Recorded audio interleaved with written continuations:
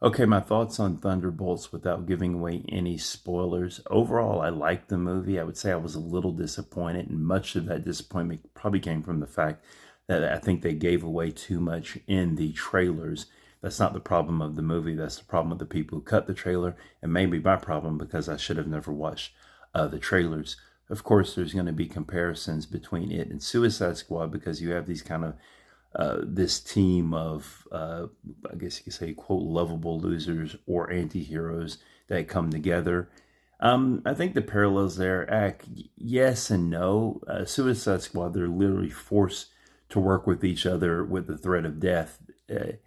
This is kind of more along the lines of they're working with each other because they all have trauma, and whether they want to admit it or not, they all need each other. And that is one thing I did like about the dynamic. And if they continue to show this team, is that they're kind of presented as in what brings them together. Well, with the Avengers, that what brings them together is that they're trying to defeat this this possible world-ending threat. And these people, it seems really that their challenge is trauma. And actually, this is a little bit of a spoiler, but there's actually kind of a physical manifestation of that trauma that they have to deal with. So I really like that. That was the threat. That was the potentially world-ending threat. Was the mental trauma that they're all dealing with, and I thought that was kind of it. Funny enough, even though it's a world-ending threat, it grounded the movie to some degree. You're watching this, and it's like, yeah, super soldier person with ability to walk through walls, but dealing with the terrible experiences they've had with their past.